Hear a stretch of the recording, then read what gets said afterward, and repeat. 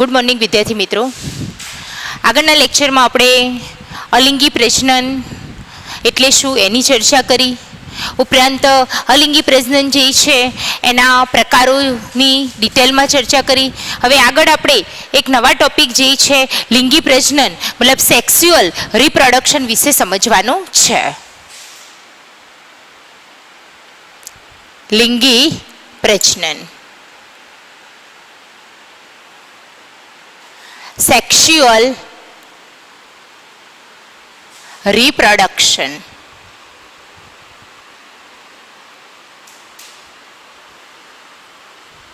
જેમ આપણે અલિંગી પ્રજનન જે છે એમાં આપણે ચર્ચા જે કરેલી હતી કે અલિંગી પ્રજનનમાં એક જ પિતૃમાંથી નવો સજીવ બને છે અને આ જે નવો સજીવ બને છે એના પિતૃને અને બાકીની સંતતિને ઘણો મળતો આવે છે. બરાબર. તો એ અનુસંધાનમાં આગળ આપણે લિંગી પ્રજનન જે છે એ થવા માટે કયા સજીવો, કેવા પ્રકારના સજીવો પ્રજનનમાં ભાગ લે છે, ઉપરાંત સંતતિ જે છે એ કયા પ્રકારના લક્ષણો ધરાવતી હોય છે, પિતૃને મળતી આવે છે કે નથી મળતી આવતી, એની વિગતવાર આપણે ચર્ચા કરવાની છે. આ ઉપરાંત લિંગી પ્રજનન જ્યારે થતું હોય છે ત્યારે કયા કયા તબક્કાઓ જોવા મળે છે, બરાબર, એની આપણે વિગતવાર ચર્ચા કરીએ છીએ. તો સૌથી પહેલાં લિંગી પ્રજનન. તો લિંગી પ્રજનન જે છે એમાં આપણે સમજીએ તો એક જ પિતૃ અથવા બે વિરુદ્ધ જાતિના અલગ અલગ પિતૃ પ્રજનનમાં ભાગ લે છે. આ વસ્તુ મેઇન છે. ઓકે, કે બે વિરુદ્ધ જાતિના અલગ અલગ પિતૃ. ઓકે, સૌથી પહેલા આપણે આ સમજીએ છીએ અને એક પિતૃ કેવી રીતે લિંગી પ્રજનન કરે છે એ બી આપણે સમજવાનું છે. તો સૌથી પહેલા બે વિરુદ્ધ જાતિના અલગ અલગ પિતૃ છે. વિરુદ્ધ જાતિ એટલે આપણે સમજીએ છીએ કે જો બે પિતૃ હોય અને વિરુદ્ધ જાતિના હોય મતલબ કે મેલ અને ફિમેલ, તો અહીંયા આપણે નોંધતા જઈએ છીએ કે નર પિતૃ અને માદા પિતૃ. ઓકે, નર પિતૃનો આપણે સિમ્બોલ જાણીએ છીએ કે એને આપણે નર તરીકે દર્શાવીએ છીએ. ઓકે, 11th આપણે આ રચના વિશે અભ્યાસ કરેલો છે કે કઈ રીતે સંજ્ઞાને દર્શાવાય છે. તો નર પિતૃ હશે તો આપણે એને આ રીતે દર્શાવીએ છીએ. જ્યારે માદા પિતૃ જે છે, બરાબર, જેને આ રીતે આપણે સંજ્ઞા સ્વરૂપે દર્શાવી શકીએ છીએ. ઓકે, જે નર પિતૃ જે છે એમનામાં જે જન્યુ બને છે એને નરજન્યુ કહેવાય છે અને માદા પિતૃ જે જન્યુ બનાવે છે એને માદા જન્યુ કહે છે. મતલબ કે નરજન્યુ મતલબ મેલ ગેમેટ અને માદા જન્યુ મતલબ ફિમેલ ગેમેટ. ઓકે, તો આમાં જન્યુનું નિર્માણ થાય છે મિત્રો. લિંગી પ્રજનનમાં જન્યુનું નિર્માણ થાય છે. આગળ આપણે ડિફરન્સિયસમાં વાત કરેલી છે કે અલિંગી પ્રજનનમાં જન્યુનું નિર્માણ નથી થતું, જ્યારે લિંગી પ્રજનન છે એમાં જન્યુનું નિર્માણ થાય છે. ઓકે, તો અહીંયા નર પિતૃ જે છે એમાંથી જે જન્યુ બને છે એને મેલ ગેમેટ તરીકે ઓળખીએ છીએ અને માદા પિતૃ જે છે એમાં ફિમેલ ગેમેટ મતલબ કે માદા જન્યુ તરીકે ઓળખીએ છીએ. પછી આ જે નરજન્યુ અને માદા જન્યુ બંને લિંગી પ્રજનન માટે ભેગા થાય છે, મતલબ કે એમનું સંયુગ્મન થાય છે. ઓકે, સંયુગ્મન થવું મતલબ નરજન્યુ અને માદાજન્યુ બે જોઈન્ટ થવા. ઓકે, અને જેના દ્વારા જે રચના બને છે જેને મિત્રો આપણે કહીએ છીએ ફલિતાંડ અથવા એને યુગ્મનજ અથવા એને ઝાયગોટ તરીકે પણ ઓળખવામાં આવે છે. અને આ એ જ ફલિતાંડ છે કે જેના દ્વારા નવો સજીવ બને છે.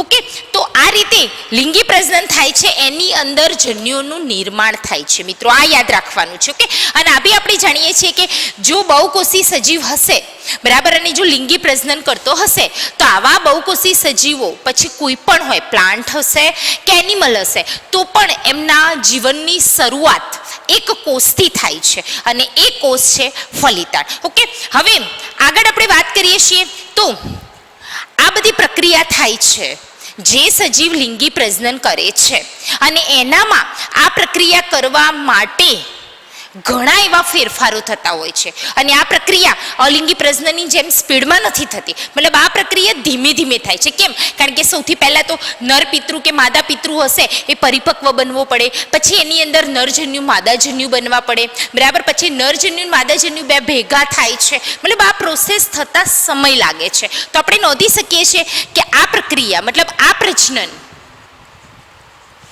ધીમું, ઓકે, પ્લસ જટિલ પણ છે. કેમ જટિલ એને કીધું?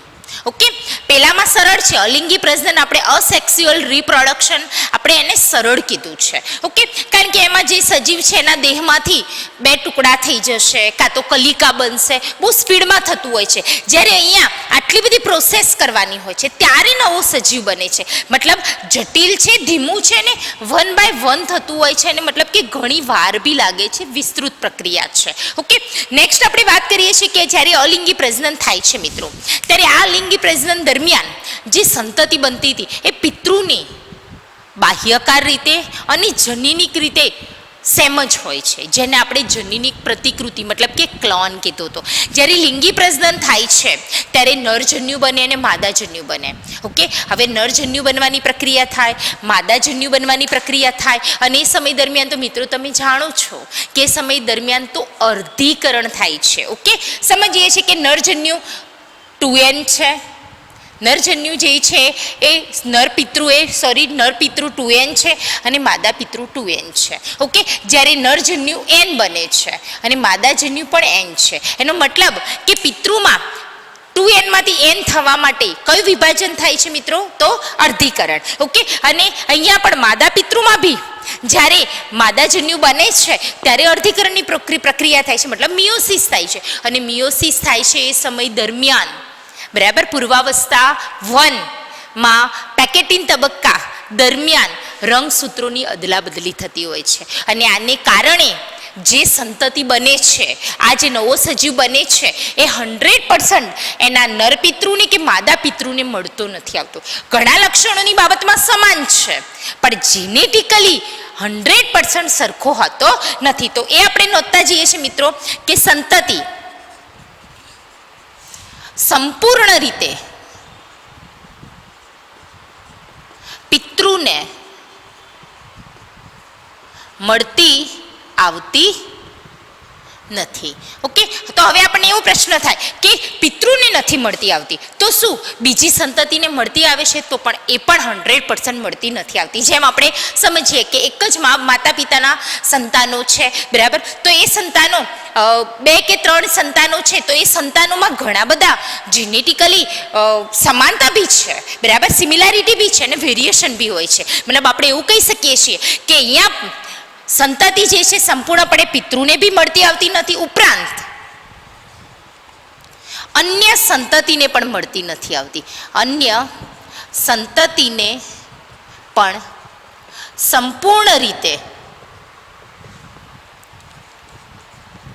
સમાન હોતી નથી. ઓકે, તો આ રીતે આપણે સમજ્યા કે લિંગી પ્રજનન થાય છે ત્યારે આટલા બધા વેરિએશનો જોવા મળે છે, માટે તો આપણે એને કીધું ધીમું છે ને જટિલ છે. ઓકે, હવે મેઇન વાત કરીએ છીએ મિત્રો કે વનસ્પતિ હોય કે પ્રાણીઓ હોય કે પછી ફૂગ જેવા સજીવો હોય, બરાબર, તો આ જે સજીવો જે છે જેની અંદર બાહ્યકાર વિદ્યાકીય રીતે, અંતસ વિદ્યાની રીતે કે પછી ઘણી એવી બાબતો છે, ફોર એક્ઝામ્પલ દેહ ધર્મ વિદ્યાની રીતે જુદાપણું છે. જેમ કે વનસ્પતિ લઈએ તો એ પ્રકાશ સંશ્લેષણ કરે છે, વનસ્પતિના બાહ્યકાર રીતે મૂળ છે, પ્રકાંડ છે, પર્ણ આપણે જોઈ શકીએ છીએ. ઓકે, સેમ જ રીતે પ્રાણીઓ જે છે એ જે પ્રકાશ સંશ્લેષણ નહીં કરતો એટલે વનસ્પતિથી અલગ પડી જતો હોય છે, બરાબર, પ્લસ વનસ્પતિના બાહ્યકાર જે ભાગો છે એવા પ્રાણીઓમાં નથી હોતા, બરાબર. અને એનાથી આગળ આપણે જોઈએ તો ફૂગ જેવી સજીવો, બરાબર, કે જેની અંદર પ્રકાશ સંશ્લેષણ બી નથી કરતા,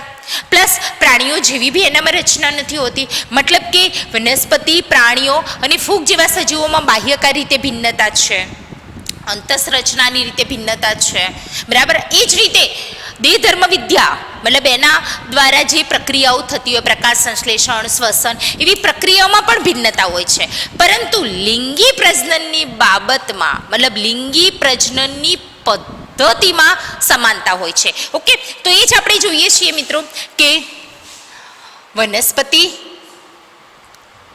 લો કે પ્રાણીઓ લો કે પછી ફૂગ હોય, તો એ બધામાં ભલે બીજી બધી બાબતમાં ભિન્નતા હશે, બરાબર, પરંતુ લિંગી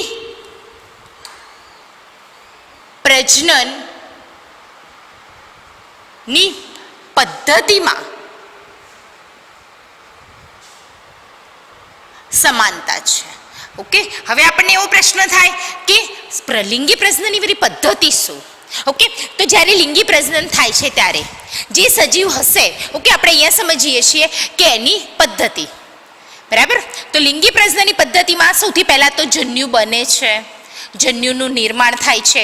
તો દરેક સજીવો હશે, પછી એ વનસ્પતિ હશે, પ્રાણી હશે કે ફૂગ હશે, તો એમાં જન્યુનું નિર્માણ થશે અને જન્યુ દરેકમાં એકકીય જ હોય છે. ઓકે, અને પછી એ જન્યુઓનું સંયુગ્મનની પ્રક્રિયા થશે, મતલબ કે ફલન થશે અને એના દ્વારા ફલિતાંડ બને છે.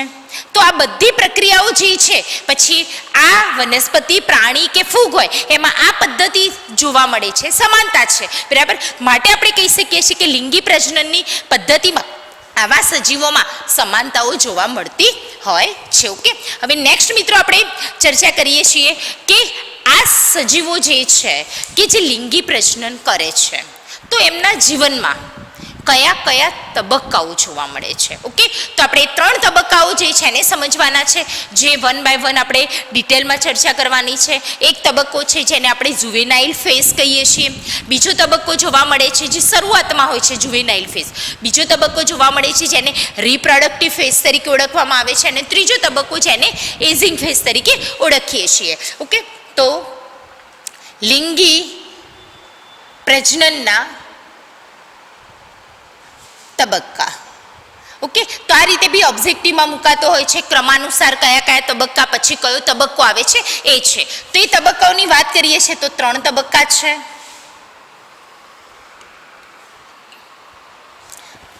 સૌથી પહેલા તબક્કાને આપણે ચર્ચા કરીએ તો એ છે જુવેનાઇલ ફેઝ.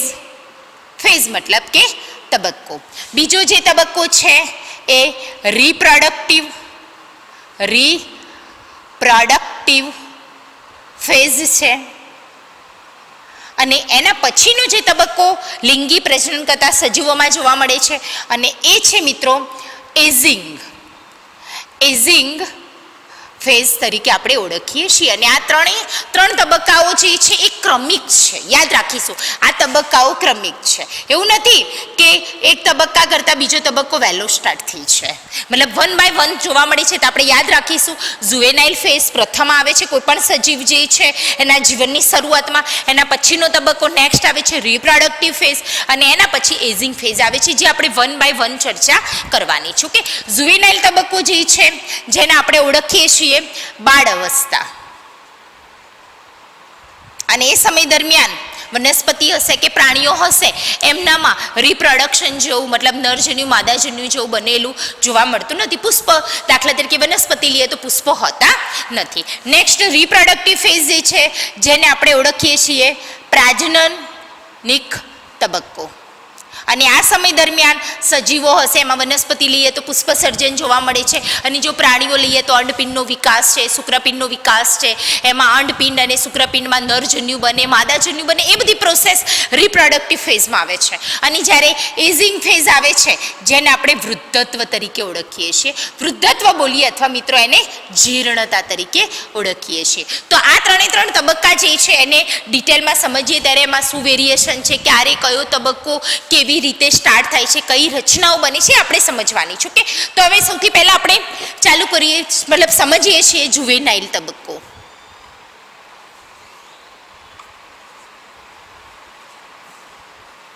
Juvenile phase.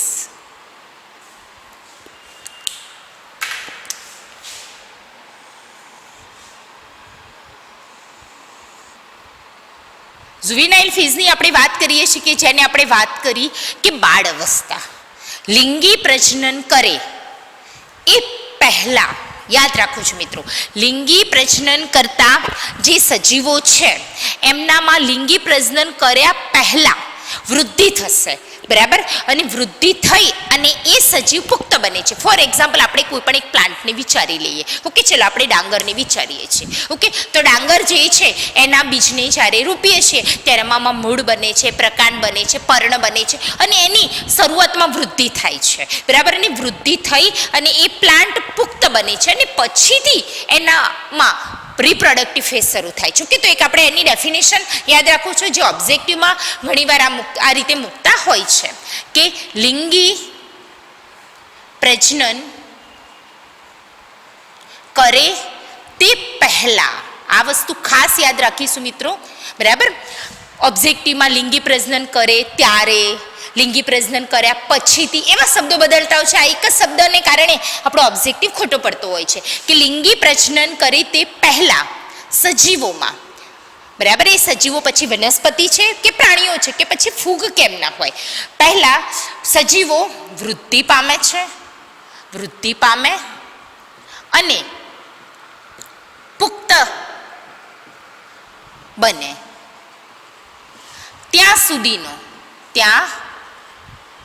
સુધીનો તબક્કો, મતલબ કે એને કહીએ છીએ જુવેનાઇલ ફેઝ. ઓકે, ખાસ યાદ એ રાખવાનું છે કે લિંગી પ્રજનન કરે તે પહેલા. ઓકે, જે સમય દરમિયાન મૂળ બને છે, પ્રકાંડ બને છે, પર્ણની વૃદ્ધિ બરાબર થતી હોય છે, બરાબર, પર્ણો પ્રકાશ સંશ્લેષણ કરે છે અને વનસ્પતિની જે હાઈટ હોવી જોઈએ એ હાઈટ સુધી પહોંચે છે. પછી જે વૃક્ષ હશે તો વૃક્ષ સુધી પહોંચે છે એની હાઈટ સુધી, અને જો શ્રુપ હશે તો શ્રુપ જેટલી હાઈટ હશે, અને જો છોડવા હશે તો એ વૃદ્ધિ પામીને કોઈ વૃક્ષ બની જતા નથી. દરેકે દરેક વનસ્પતિના જનીનને આધારે એની વૃદ્ધિ થતી હોય છે, કારણ કે વૃદ્ધિ થવી એના જીનેટિકલી પ્રોસેસ અસર કરતી હોય છે. અને પછી એ પુખ્ત બને છે તો ત્યાં સુધીનો સમયગાળો જેને આપણે કહીએ છીએ જુવેનાઇલ ફેઝ. ઓકે, હવે જો આપણે વનસ્પતિ લઈએ છીએ તો આને એક અલગ નામ તરીકે ઓળખવામાં આવે છે. તો વનસ્પતિમાં આ તબક્કાને જુવેનાઇલ તબક્કો નથી કહેતા. વનસ્પતિમાં આ તબક્કા જે છે એને વાનસ્પતિક તબક્કા તરીકે ઓળખાય છે, જે આપણે અલિંગી પ્રજનનમાં પણ વાત કરી હતી. વાનસ્પતિક તબક્કો, ગ્રંથિલ, બરાબર, પછી આપણે વાત કરી હતી રાઇઝોમ, એવા ઘણા ઉદાહરણ, ભૂસ્તારિકા, બરાબર. પણ અહીંયા જ્યારે આપણે વાત કરીએ છીએ કે વનસ્પતિ હશે તો જુવેનાઇલ ફેઝના બદલે કયો વર્ડ્સ યુઝ થતો હોય છે? વાનસ્પતિક તબક્કો.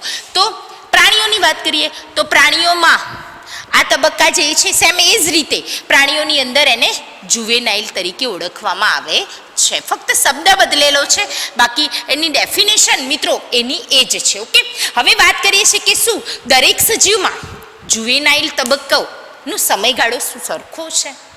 તો નથી હોતો મિત્રો, કારણ કે આપણે આગળના લેક્ચરોમાં ચર્ચા કરી હતી શરૂઆતમાં કે દરેક સજીવનો જીવનકાળ જુદો જુદો છે. ફોર એક્ઝામ્પલ ડાંગર લઈ લઈએ, બરાબર, અને એક બાજુ આપણે બનિયાન ટ્રી મતલબ વડનું વૃક્ષ લઈએ. તો ડાંગર જેવા પ્લાન્ટ જે છે કે જેનું આયુષ્ય જ 3 થી 4 મહિનાઓનું છે, મતલબ દિવસોમાં છે.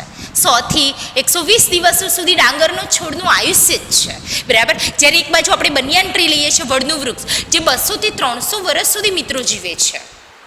તો આના આધારે આપણે અંદાજ લગાવી શકીએ છીએ કે જ્યારે ડાંગર જેવી વનસ્પતિ જે છે એમનું જીવનચક્ર લગભગ 3 થી 4 મહિનામાં પૂરું કરવાનું છે, તો પછી વર્ષો સુધી એનો જુવેનાઇલ તબક્કો ચાલવાનો નથી. અને આ બાજુ આપણે બનિયાન ટ્રીનું ઉદાહરણ લીધું, તો બનિયાન ટ્રી છે એના બીજને આપણે રોપીએ છીએ તો શું 3-4 મહિનામાં એની અંદર પુષ્પો આવી નથી જતા? પુષ્પો આવે એટલે સમજવાનું જુવેનાઇલ તબક્કો કમ્પ્લીટ થઈ ગયો છે. તો આપણે અંદાજ લગાવી શકીએ છીએ કે આવી વનસ્પતિઓ કે ઘણી જેમ કે ડાંગર છે, પછી ઘઉં છે, કે જે બધી એક વર્ષાઈ વનસ્પતિ છે, તો આવી વનસ્પતિમાં જુવેનાઇલ તબક્કો દિવસોમાં જોવા મળે છે, કારણ કે એનું લાઈફ સાયકલ જ મતલબ લાઈફ સ્પેન જ એમનું અમુક મહિનાઓનું છે. જ્યારે અમુક સજીવો એવા બી છે, બરાબર, જેમ કે મનુષ્ય લઈ લઈએ, હોમોસેપિયન્સ, બરાબર, કે જેનું આયુષ્ય આપણે નોર્મલી 60 વર્ષ જેટલું નક્કી એવરેજ 60 વર્ષ આપણે માનીએ છીએ, બરાબર. તો એમાં લગભગ 15 વર્ષની એરાઉન્ડ એ પરિપક્વતા સુધી પહોંચે છે.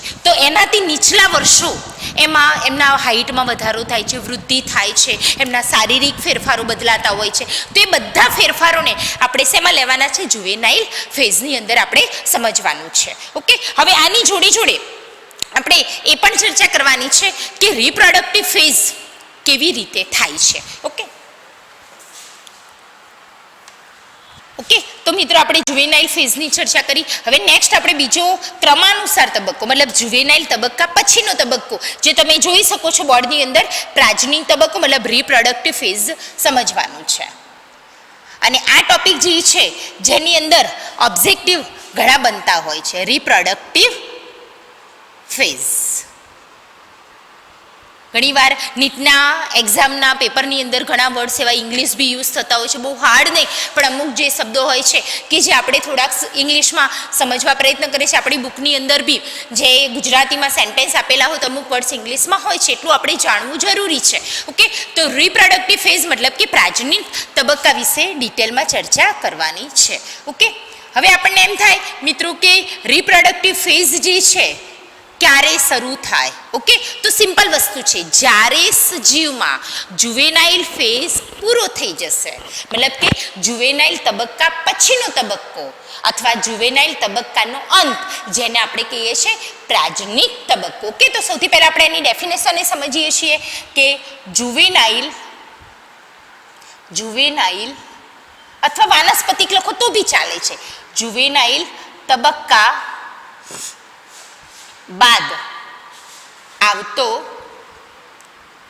તબક્કો જેને આપણે કહીએ છીએ રિપ્રોડક્ટિવ ફેઝ અથવા એને કહીએ છીએ પ્રાજનિક તબક્કો. ઓકે, હવે વનસ્પતિની પહેલા આપણે ડિટેલમાં ચર્ચા કરીશું કે વનસ્પતિમાં પ્રાજનિક તબક્કો કેવી રીતે થાય છે. તો આપણે આવૃત બીજધારી જે છે કે જે સપુષ્પી છે તો એમાં પુષ્પનું સર્જન થતું હોય છે. જ્યારે પ્રાણીઓ જે છે તો પ્રાણીઓની અંદર એવા ઘણા શારીરિક ફેરફારો થતા હોય છે, એની અંદર એવા બાહ્ય રીતે બી ફેરફારો થાય છે. ઓકે, જે આપણે ચર્ચા કરીએ છીએ. ઓકે, સૌથી પહેલા જુવેનાઇલ તબક્કો જે છે તો એ ઉચ્ચ કક્ષાની વનસ્પતિમાં કેવી રીતે થાય છે. ઉચ્ચ કક્ષાની વનસ્પતિ. ઓકે, જ્યારે ઉચ્ચ કક્ષાની વનસ્પતિ જે છે જેની અંદર જુવેનાઇલ તબક્કો પૂરો થઈ ગયો છે તો રિપ્રોડક્ટિવ તબક્કામાં ઉચ્ચ કક્ષાની વનસ્પતિમાં પુષ્પનું સર્જન થાય છે. ઓકે, જ્યારે આપણે કોઈ પણ વનસ્પતિ જે છે બરાબર એ સપુષ્પી હોવી જોઈએ પહેલા તો. ઓકે, તો સપુષ્પી વનસ્પતિ જે છે જેની અંદર જ્યારે પુષ્પ બને છે તો આપણે સમજીએ છીએ કે જુવેનાઇલ તબક્કો કમ્પ્લીટ થઈ ગયો છે અને કોનું સ્ટાર્ટ થઈ ગયું છે રિપ્રોડક્ટિવ ફેઝનું. ઓકે, તો હવે પુષ્પ સર્જનનો સમયગાળો દરેક વનસ્પતિમાં સરખો નથી હોતો. અમુક વનસ્પતિ 1 વર્ષાયુ છે, જેમ કે આપણે ચર્ચા કરી કે ઘઉં છે, ચોખા છે, બરાબર. પછી ઘણી વનસ્પતિઓ બહુ વર્ષાયુ છે, ફોર એક્ઝામ્પલ આપણે નીલગિરી લઈએ છીએ, આંબો જે છે. તો આ દરેક વનસ્પતિમાં પુષ્પ સર્જનનો સમયગાળો અલગ અલગ છે. ઓકે, આપણી એનસીઈઆરટીની બુકમાં નામ જે આપેલા છે પણ એમાં પુષ્પ સર્જન કેટલા દિવસે થાય છે એ નથી આપેલું. તો આપણે હું અહીંયા જે નોંધું છું એ તમારે યાદ રાખી લેવાનું છે. ઓકે, તો સૌથી પહેલા આપણે લઈએ છીએ એનસીઈઆરટીના જે નામ આપેલા છે એ પ્રમાણે. ઓકે, તો સૌથી પહેલા હજારીગોટા મતલબ કે મેરીગોલ્ડ, આપણે કે ગલગોટો. તો આવી જે વનસ્પતિ જે છે હજારીગોટા જેવી વનસ્પતિ જેની અંદર એના બીજને આપણે રોપીએ છીએ બરાબર, અને લગભગ 70 થી 80 દિવસે એમનામાં પુષ્પ સર્જન થશે. તો આપણે થોડું એ બી સમજી શકીએ કે 70 થી 80 દિવસ પછી એમાં પુષ્પ સર્જન થાય, મતલબ કે એમાં જુવેનાઇલ ફેઝ જે છે લગભગ 70 થી 80 દિવસ સુધી ચાલે છે. ઓકે, કારણ કે એમાં એના પછી આપણે વાત કરી બાદ પુષ્પ બને છે એટલા માટે. સેમ એ જ રીતે ઘઉં જે છે, ઘઉં પછી ડાંગર છે, આપણે જેને રાઈસ તરીકે ચોખા તરીકે ઓળખીએ એ જે છે એમની અંદર 60 થી 65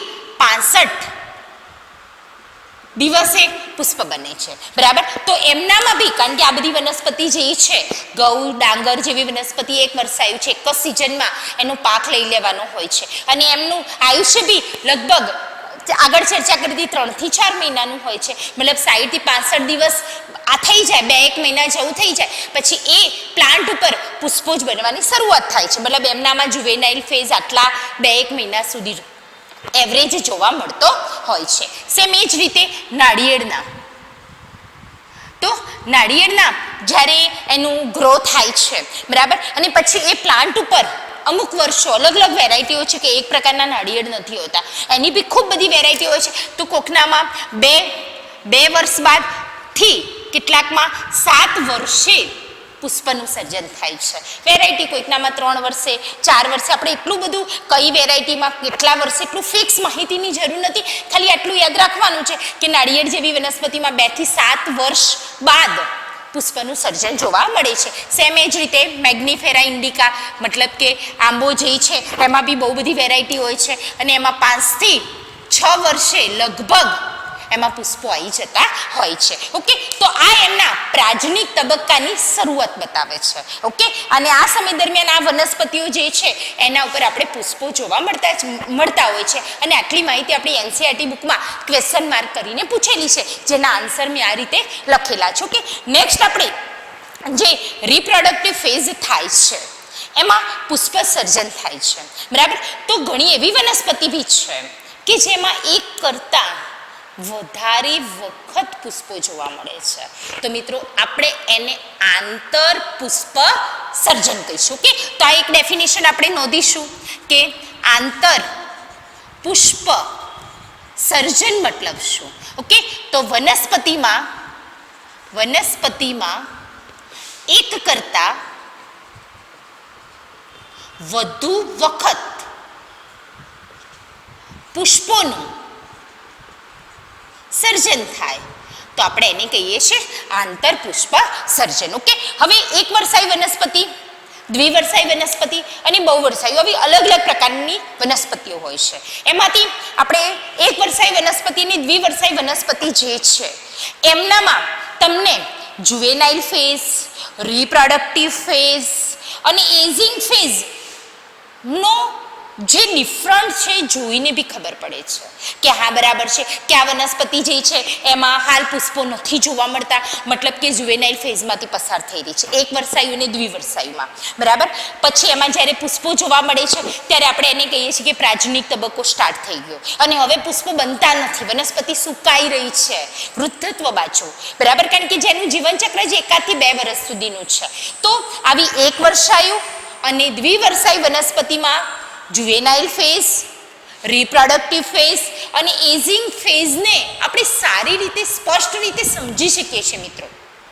પરંતુ બહુવર્ષાયી વનસ્પતિ જે છે જેને આપણે કીધું આંબો છે, એવી ઘણી વનસ્પતિ છે આપણી આજુબાજુ જોવા મળે છે જે કેટલા વર્ષોથી એ આપણી આજુબાજુ ઉગેલી જ જોઈએ છે. તો આપણે એમાં કેવી રીતે આ 3 તબક્કા જે છે એને આપણે સ્પષ્ટ રીતે વ્યાખ્યાયિત નથી કરી શકતા. ફોર એક્ઝામ્પલ આંબાની વાત કરીએ તો શરૂઆતમાં વૃદ્ધિ થતી હોય, મૂળ પ્રકાર પર્ણ બનતા હોય અને લગભગ આપણે અહીંયા બી નોંધ્યું કે આંબામાં 5 થી 6 વર્ષે પુષ્પો બને છે તો આપણે એને જુવેનાઇલ કહી દીધું. બરાબર, પણ પછીથી એની સિઝન આવે છે, પછી પુષ્પો આવે છે, પછી અમુક સમય પછી પુષ્પો નથી હોતા, ફળ બની ગયું અને ફરી પાછી એનામાં વૃદ્ધિ ચાલુ હોય, ફરી નવી સિઝનમાં ફરી બીજા વર્ષે પુષ્પો આવે છે.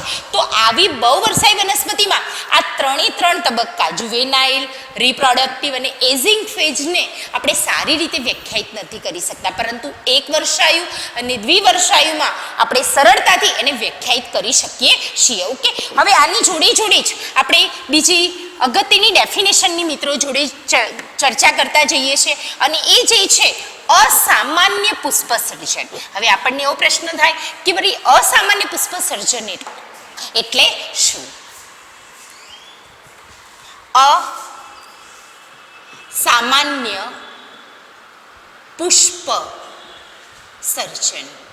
ઓકે, અને આમાંથી ઘણા 1-2 ઓબ્જેક્ટિવ અગત્યના છે એ આપણે સમજવાના છે. ઓકે, નોર્મલી વનસ્પતિમાં પુષ્પો બને છે એની રૂટિન સિસ્ટમ પ્રમાણે. બરાબર, એક વર્ષાયુ હશે તો એના જીવનચક્ર દરમિયાન એકવાર પુષ્પ આવી જશે, પણ બહુવર્ષાયી વનસ્પતિ જે છે તો એમાં સિઝન પ્રમાણે દર વર્ષે પુષ્પો આવતા હશે. તો વળી અસામાન્ય પુષ્પ સર્જન એટલે શું? તો અહીંયા આપણે મિત્રો 2 પ્લાન્ટ વિશે સમજવાનું છે. બરાબર, અને એ જે છે તમે બોર્ડ ઉપર મિત્રો જોઈ શકો છો કે એક બેમ્બોનો પ્લાન્ટ બતાવેલો છે. બરાબર, મતલબ કે વાંસ. આ બાંબો જે છે જેની અંદર વાંસની અંદર પહેલો ફોટોગ્રાફ્સમાં તમને એ પ્લાન્ટ જે છે કેવો દેખાય છે બતાવેલો છે અને બીજો જે ફોટોગ્રાફ જે બતાવેલો છે એ બાંબો જે છે મતલબ વાંસ જે છે એના પુષ્પો બતાવેલા છે. ઓકે, હવે જો તમે ક્યાંય બી આ વાંસનો પ્લાન્ટ જોયેલો હોય બરાબર. તમે એક વર્ષે જોયો, બીજા વર્ષે જોયો, બરાબર. તો એમાં તમને લક બાય ચાન્સ પુષ્પ જોવા બી મળે. ચલો તમે જે વર્ષે જોયો એ જ વર્ષે એને પુષ્પ જોવા મળે, બરાબર. અને પછી તમે કન્ટિન્યુ 2 વર્ષે 3 વર્ષ 4 વર્ષ કન્ટિન્યુ એ પ્લાન્ટની મુલાકાત લો છો તો બી એમાં પુષ્પ સર્જન નહીં જોવા મળતું. કેમ? કારણ કે એમાં અસામાન્ય છે. વળી એમાં કયું અસામાન્ય છે? એમાં શું ભિન્નતા છે? તો વાંસ જેવી વનસ્પતિ જે છે એના જીવનકાળ દરમિયાન એક જ વખત પુષ્પ આવે છે, બરાબર. અહીંયા તમે બંને ફોટોગ્રાફ્સમાં જુઓ છો તો અહીંયા જે નીચેનો ફોટોગ્રાફ છે મિત્રો, બરાબર, જેની અંદર એના વાંસના પુષ્પો બતાવેલા છે, બરાબર. અને આખા વાંસ ઉપર વધારે જથ્થામાં બહુ જ બધી સંખ્યામાં પુષ્પો બની જશે, એક જ વાર બનશે, બરાબર. આપણને હવે ફરી પ્રશ્ન થાય તો કેટલા વર્ષે બનશે, બરાબર. તો બેમ્બો મતલબ કે વાંસ છે એની વેરાયટીમાં બી બહુ જ બધી ડિફરન્ટ છે. અમુક એવી બી વેરાયટી છે કે 50 વર્ષે એમાં પુષ્પ આવી જશે, અમુકમાં લગભગ 100 વર્ષે પુષ્પ આવે છે. એટલે એ તો નક્કી થાય છે કે વાંસ જેવી વનસ્પતિનું જીવનકાળ લાંબુ છે, બરાબર. મતલબ કે 50 થી 100 વર્ષ બાદ એમાં પુષ્પ બને છે. અને એકવાર જો પુષ્પ બની ગયું પછી ફરીથી આ પ્લાન્ટમાં પુષ્પ બનતું જ નથી. ઓકે, તો આ રીતે આપણે વાંસની માહિતી લીધી, તો જેની અંદર આપણે અસામાન્ય પુષ્પ સર્જન જોવા મળે છે. એ જ રીતે મિત્રો હવે આપણે બીજો ફોટોગ્રાફ સમજવાનો છે, બીજો પ્લાન્ટ સમજવાનો છે, અને એ છે નીલકુરંજિત. નીલકુરંજિત મતલબ સ્ટ્રોબિલેન્થસ કુન્થિયાના. ઓકે, તો અહીંયા તમને જે ફોટોગ્રાફ્સ મિત્રો બતાવેલો છે એ નીલકુરંજિતનો છે. અને આ નીલકુરંજિતમાં શું વાંસના જેવું એક જ વાર પુષ્પ આવે છે એવું કોઈ અસામાન્યતા છે? તો ના. નીલકુરંજિત વનસ્પતિ જે છે જે તમે આ ફોટોગ્રાફ્સમાં જોઈ શકો છો, બરાબર. એમાં તમે ધ્યાનથી મિત્રો જુઓ છો, ઓકે, કે જેની અંદર એક ફોટોગ્રાફ્સમાં તમને પુષ્પો જેવું બતાવેલું છે અને એક ફોટોગ્રાફ્સ છે જેની અંદર તમને ટોટલી પહાડોમાં, બરાબર, થોડીક હાઈટ પરથી અંદાજ આવે છે કે પહાડોમાં આ વનસ્પતિ જોવા મળે છે. ખાસ કરીને કેરાલામાં, આપણા ભારતની વાત કરું, કેરાલા છે, કર્ણાટક છે, તમિલનાડુ જે છે અને તેના પર્વતો જે છે એ પર્વતોમાં આવી વનસ્પતિ ઉગતી હોય છે, બરાબર. અને એ વનસ્પતિમાં દર 12 વર્ષે જ પુષ્પ આવે છે. થઈ ગઈ ને અસામાન્યતા. બીજી વનસ્પતિઓમાં બહુ વર્ષાયું હશે તો વર્ષો એક વર્ષને અંતે પુષ્પ આવતા હોય છે, પણ આપણે વાંસની વાત કરીએ એમાં જીવનકાળ દરમિયાન મિત્રો એક જ વાર પુષ્પ આવે છે, એ બી અસામાન્યતા છે. અને નીલકુરંજિતમાં દર 12 વર્ષે પુષ્પ આવે છે. ઓકે, તો આ બંને ફોટોગ્રાફ્સમાં જુઓ છો તમે કે પ્લાન્ટને કારણે એ આખો પર્વતીય પ્રદેશ જે છે એ આપણને વાદળી પટ્ટા જેવું દેખાતું હોય છે. ક્યાં જોવા મળે છે? તો ભારતની અંદર તમિલનાડુમાં આ પ્લાન્ટ જોવા મળે છે. કેરાલાની વાત કરી, કર્ણાટક જો તમે જાઓ ત્યાં ફરવા માટે તો તમને જોવા મળે એવી શું ગેરંટી નથી ને? કેમ વળી? તો અહીંયા આપણી એનસીઈઆરટીની બુકમાં જે નોંધેલું છે, જે ડેટ, જે યર આપેલું છે એની વાત કરીએ છીએ તો 2006ની અંદર સપ્ટેમ્બર અને ઓક્ટોબર મતલબ 9મા અને 10મા મહિનામાં ત્યાં આ પુષ્પ નોંધાયા છે. આપણો સિલેબસ ઘણા વર્ષો થઈ ગયા ને, એના પછી તો 12 વર્ષ નીકળી ગઈ, લગભગ 14 વર્ષ થઈ ગયા ને, 2006માં દેખાયો હતો, બરાબર. અને અત્યારે 2020 ચાલે છે. તો આપણે અંદાજ લગાવી શકીએ છીએ મિત્રો કે જો 2006માં જો ત્યાં પુષ્પ જોવા મળ્યું હોય એ પ્લાન્ટ ઉપર, તો વચ્ચે 14 વર્ષ જે સમયગાળોમાં વચ્ચે એકવાર તો પુષ્પ બન્યું જ હશે, પુષ્પો ત્યાં જોવા મળ્યા હશે. તો કયું વર્ષ છે મિત્રો? તો અંદાજ લગાય છે 2006 થી બીજા 12 વર્ષ એડ કરો છો, મતલબ 2018ની અંદર સપ્ટેમ્બર અને ઓક્ટોબરની અંદર ત્યાં પુષ્પો જોવા મળ્યા હતા. અને આને આધારે હવે ક્યારે જોવા મળશે તો એ બી આપણે અંદાજ લગાવી શકીએ છીએ કે લગભગ 2030માં આ મહિનાઓની અરાઉન્ડમાં આ વિસ્તારોમાં જો તમે જાઓ તો તમને ત્યાં પુષ્પો જોવા મળે છે. લગભગ આપણે સંભવિત યર કહીએ છીએ કે 2030ના સપ્ટેમ્બરથી ઓક્ટોબર સમય દરમિયાન આ વનસ્પતિ જો નીલકુરંજિત જોવામાં આવે તો એમાં પુષ્પો જોવા મળશે. તો આ રીતે આપણે 2 પ્લાન્ટ વિશે અભ્યાસ કર્યો. હવે એના મુદ્દાને આપણે નોંધતા જઈએ છીએ. તો અસામાન્ય પુષ્પ સર્જન, ઓકે, તો જેની અંદર આપણે વાત કરી વાંસની, મતલબ કે બેમ્બો. તો આ વનસ્પતિમાં શું અસામાન્યતા છે? તો જીવનકાળ કાળ દરમિયાન એક જ વખત પુષ્પ સર્જન થાય, પછી ક્યારેય થતું નથી. લગભગ 50 થી 100 વર્ષે આ વનસ્પતિમાં પુષ્પો જોવા મળે છે. પછી એ વનસ્પતિ જેટલા વર્ષ જીવે એમાં ક્યારે બી પુષ્પો આવતા નથી. બરાબર, આવું બની શકે છે એના માટે એના જનીનો જવાબદાર છે. ઓકે, એમાં જનીનો કયા પ્રકારની લાક્ષણિકતા દર્શાવે છે. ઓકે, અને આમ દરેક વસ્તુ જે છે એ દરેક પ્લાન્ટની એક ખાસિયત છે. અને આ જે વાંસ જે છે એમના 50 થી 100 વર્ષ દરમિયાન એક વખત પુષ્પ જોવા મળે. પછી એનામાં એવું નથી કે પુષ્પો બની ગયા પછી વનસ્પતિનો નાશ થાય છે, પણ પછીથી એ વૃદ્ધત્વ બાજુ જતી હોય છે. નેક્સ્ટ એ જ રીતે આપણે મિત્રો વાત કરીએ છીએ નીલકુરંજિત. જે આપણે ફોટોગ્રાફ્સ એને જોયો છે, જેના વૈજ્ઞાનિક નામને યાદ રાખીશું, સ્ટ્રોબીલેન્થસ કુન્થિયાના. ઓકે, આ એની જીનસ છે અને આ એની સ્પીસીસ છે. ઓકે, જીનસ પ્રમાણે સ્પીસીસમાં બી વેરાયટી જોવા મળે છે. નાની આપણે વાત કરી મિત્રો કે નીલકુરંજિત છે એમાં દર 12 વર્ષે પુષ્પ સર્જન થાય છે. ઓકે, અને જે બુકમાં આપણે માહિતી આપેલી છે એને આધારે આપણે નોંધીએ છીએ કે 2006ના સપ્ટેમ્બર અને ઓક્ટોબરમાં ત્યાં પુષ્પ સર્જન જોવા મળ્યું હતું. બરાબર, બાકીની માહિતી મેં તમને કીધી કે 2018માં બી એકવાર પુષ્પ સર્જન થયેલું હશે અને હવે 2030માં પણ એનું પુષ્પ સર્જન થશે. અને ખાસ કરીને આવા પ્લાન્ટ ક્યાં જોવા મળે છે આપણા ભારતની અંદર?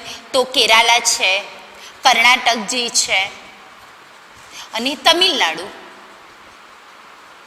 અને આવા પ્રદેશો જે છે એના પર્વતીય વિસ્તારોમાં, આ વિસ્તારોની અંદર આપણને વાદળી પટ્ટા જેવું જોવા મળશે. અને વાદળી પટ્ટા જે છે એ પુષ્પોનો થોડો કલર બતાવે છે. ઓકે, તો આ રીતે અસામાન્ય પુષ્પ સર્જનની વાત કરી. ઓકે, નેક્સ્ટ આપણે જે સમજવાનું જે છે તો એની અંદર દરેક વનસ્પતિમાં પુષ્પ સર્જનનો સમયગાળો, દરેક પ્રાણીઓમાં બી પુષ્પ સર્જનનો સમયગાળો અલગ અલગ હોય છે. છેલ્લે એ પણ નોંધીએ છીએ કે દરેક સજીવમાં આ તબક્કાનો સમયગાળો અલગ અલગ હોય છે. ઓકે, નેક્સ્ટ મિત્રો આપણે હવે એ ચર્ચા કરવાની છે કે પ્રાણીઓમાં કેવી રીતે આ તબક્કો જોવા મળે છે. ઓકે, જોડે આની ચર્ચા બી કરીશું, આનો સ્ક્રીનશોટ લઈ લેવાનો છે અને એ પ્રમાણે આપણે ઓબ્જેક્ટિવને તૈયાર કરીશું. આ ખાસ કરીને ડિસ્ક્રિપ્ટિવમાં લખવા માટે આવા પ્રશ્નો હોતા નથી.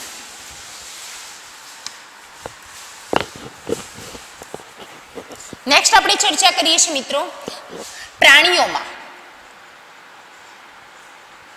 પ્રાણીઓમાં કેવી રીતે રિપ્રોડક્ટિવ ફેઝ જોવા મળે છે. તો સૌથી પહેલા પ્રાણીઓમાં જુવેનાઇલ તબક્કા બાદ. ઓકે, પ્રાણીઓમાં જુવેનાઇલ તબક્કા બાદ ઘણા એવા ફેરફારો થાય છે.